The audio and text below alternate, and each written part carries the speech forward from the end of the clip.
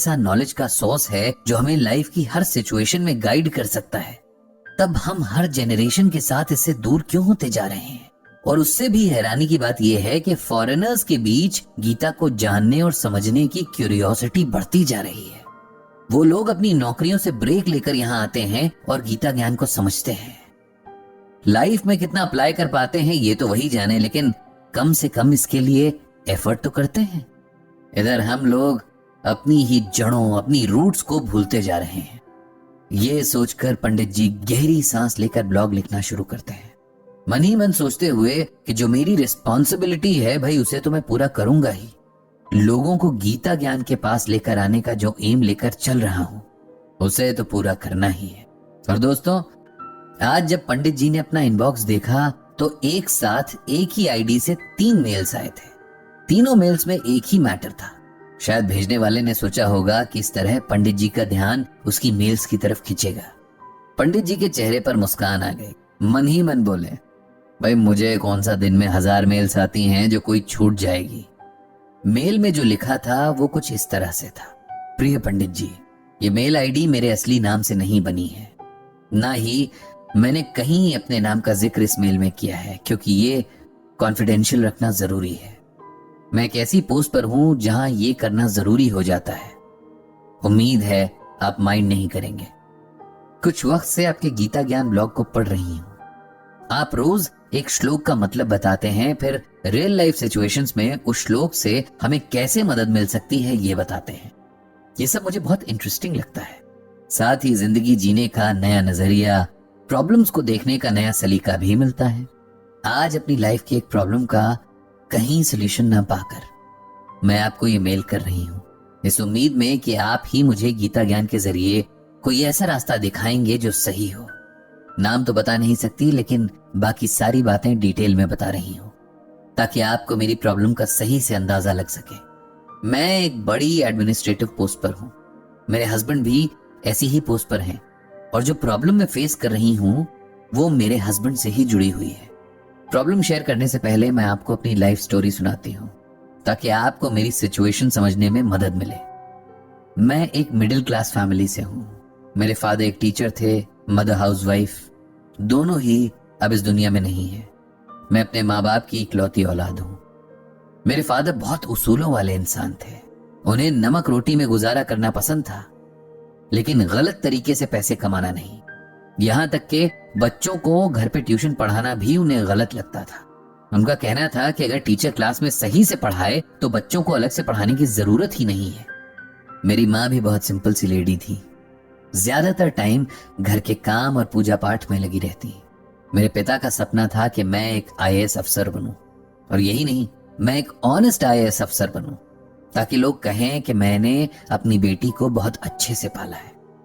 बहुत कम इनकम और रिसोर्सेज के बावजूद मेरे पेरेंट्स ने मुझे बहुत अच्छी एजुकेशन दी। मैं भी बहुत मन लगाकर पढ़ती रही। मेरे फादर का ड्रीम अब मेरा ड्रीम बन गया था। हम 3 लोगों की फैमिली बहुत खुशी खुशी अपना टाइम बिता रही थी। दिन रात की मेहनत और मेरे पापा की गाइडेंस की वजह से मैं अपनी स्टडीज में बहुत अच्छा कर रही थी। मेरी सिविल सर्विसेज की प्रिपरेशन के लिए मेरी माँ ने अपनी कुछ ज्वेलरी भी बेच दी थी। इस बात से मैं और भी डिटरमिन्ड हो गई कि मुझे हर हाल में ये एग्जाम क्लियर करना है। पेरेंट्स की ब्लेसिंग और मेरी मेहनत रंग लाई और मैं IAS अफसर बन गई।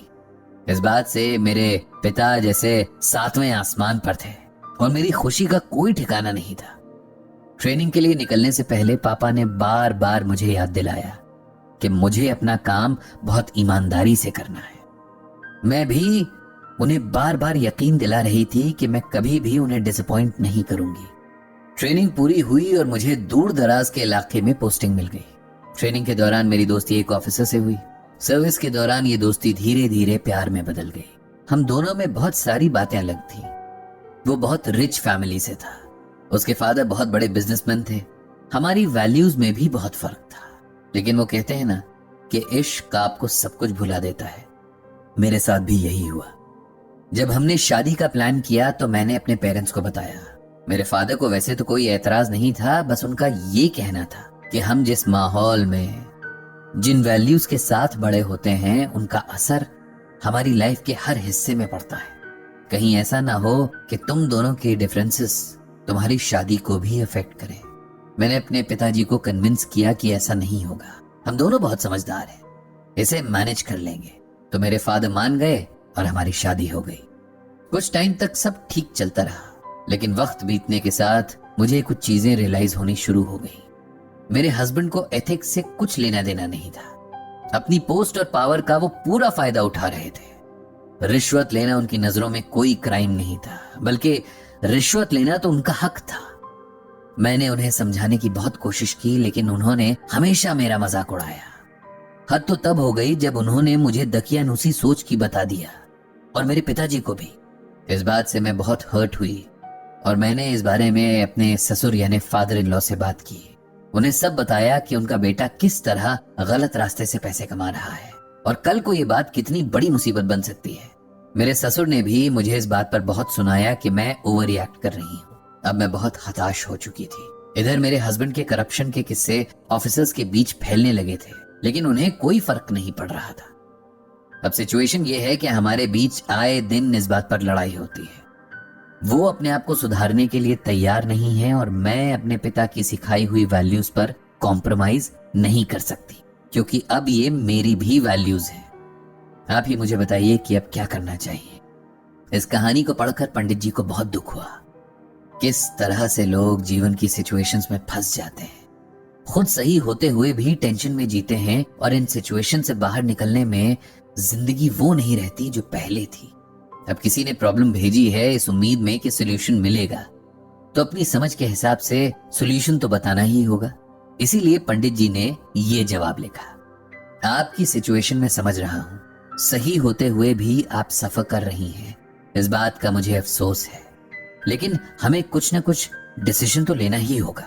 इसीलिए अपनी समझ के आधार पर आपको गीता का ये श्लोक भेज रहा हूं। आप इसे समझो और अगर इससे कोई मदद मिले तो अपने जीवन में आगे बढ़ो। श्लोक इस तरह से है।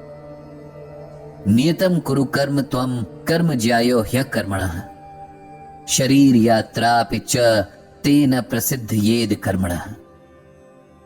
इसका अर्थ इस तरह है कि तू शास्त्रों में बताए गए अपने धर्म के अनुसार कर्म कर, क्योंकि कर्म न करने की अपेक्षा कर्म करना श्रेष्ठ है, तथा कर्म न करने से तेरा शरीर निर्वाह भी नहीं सिद्ध होगा।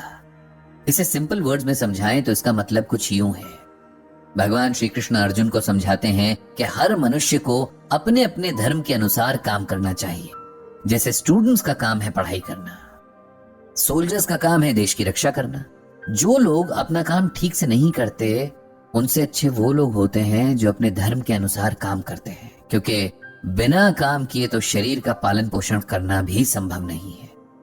जिस व्यक्ति की जो भी ड्यूटी तय है उसे वो पूरी करनी ही चाहिए। आप जानती हैं कि आपका काम क्या है। आपका काम है जो आपके अकॉर्डिंग सही है उस रास्ते पर चलना, जो गलत है उसे रोकना, समझाना और सही रास्ते पर लाने की कोशिश करना। अगर इसमें आपको अपनों की नाराजगी झेलनी पड़े तब भी अपने रास्ते से नहीं हटना चाहिए, क्योंकि सही और गलत इंसान देखकर डिसाइड नहीं होता। इसीलिए अपना काम कीजिए। हो सकता है इसका रिजल्ट अच्छा ना हो, लेकिन आपको इस बात का सैटिस्फैक्शन हमेशा रहेगा कि आपने काम ठीक से किया। अगर बहुत कोशिश के बाद भी कोई सुधरना ना चाहे तो फिर उसे उसके हाल पर छोड़कर आगे बढ़ने में ही समझदारी है। भगवान श्री कृष्ण आपको सही राह पर चलने की शक्ति दें।